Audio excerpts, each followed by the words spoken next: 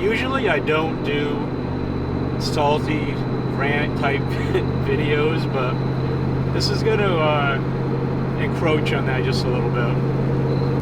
What got me thinking about this was going to a couple of car shows this year.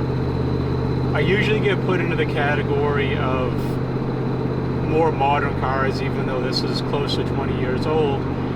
I still get lumped in with all the current GTs, all the Coyotes, the S550s, you know, all those cars, and the ones preceding it, the S197s and all that. Car shows around here really aren't broken up enough to give like 94 to 2004 their own category. There's just not enough cars to participate to do it. And this has happened at, you know, a couple of shows for me where I go to a show, I'm in with a bunch of 2016 GTs, 2012 GTs, just a mix of years, and Coyotes and S197s, like I said before.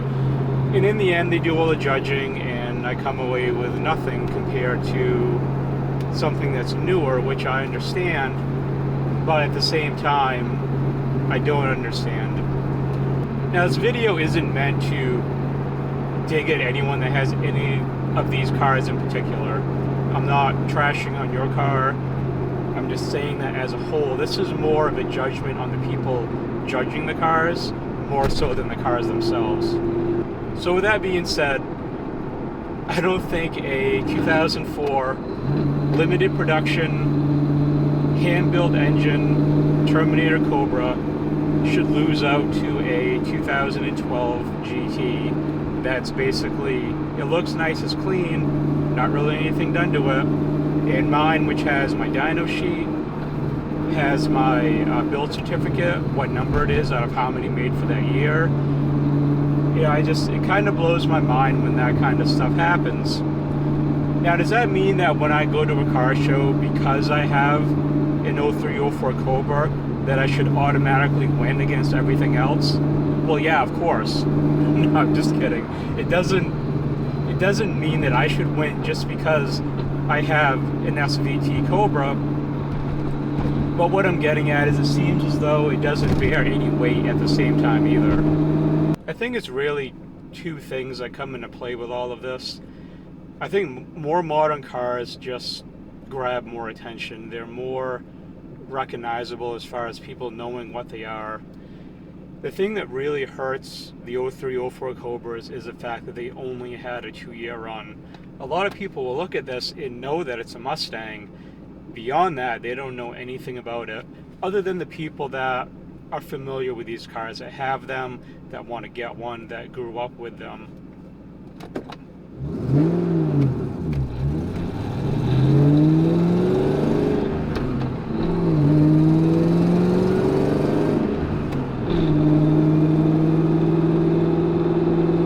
We've reached the point now where there's generations of people that don't know what these cars even are.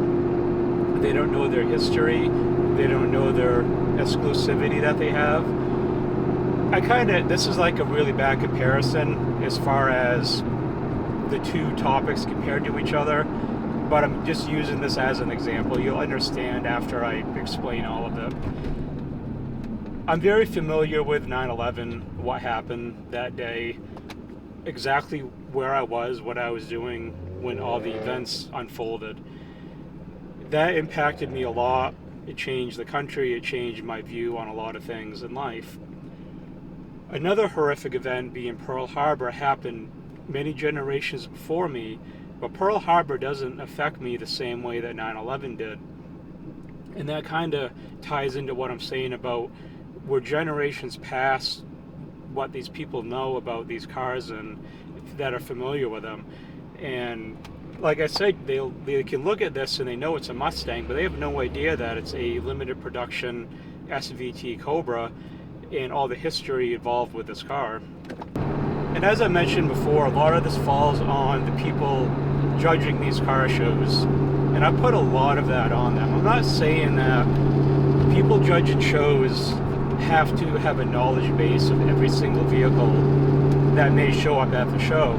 But if you're a show judge and you're looking at a group of cars and you have one with documentation that's limited production, that has a dyno sheet, obviously has some work done to it, compared to something that's newer with really nothing done to it, no documentation, no history, I think that has a lot more bearing as far as in the conception of a car show, as far as what should be considered over something else.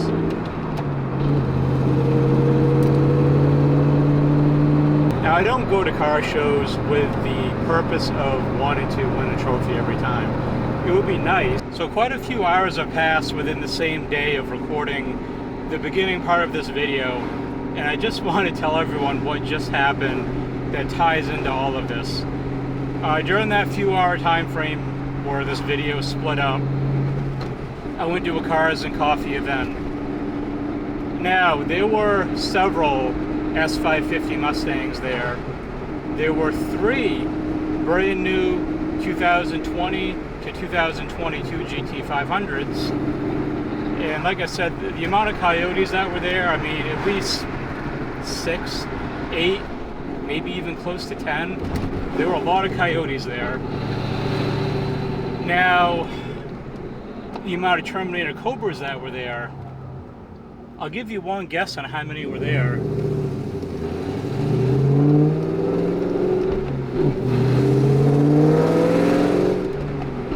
That's right, just me.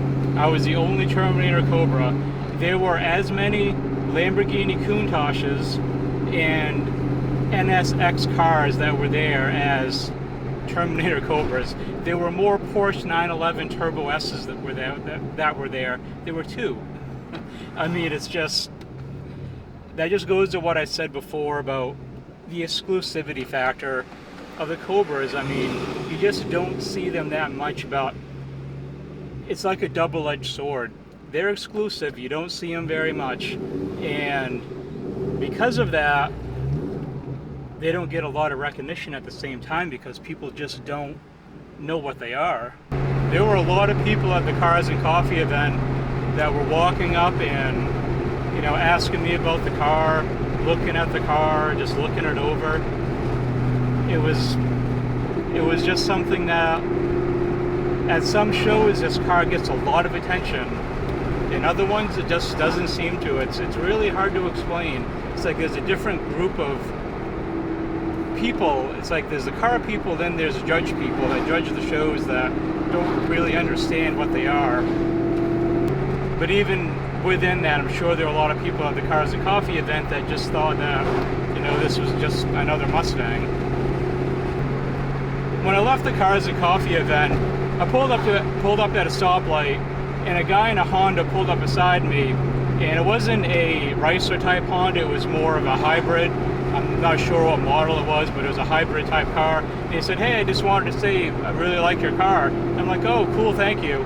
And he drove off, and you know, that came across as a pretty big compliment from someone who, driving something like that, who didn't even look like a car guy, but recognized this for, you know, being something cool and out of the ordinary that you don't see as often.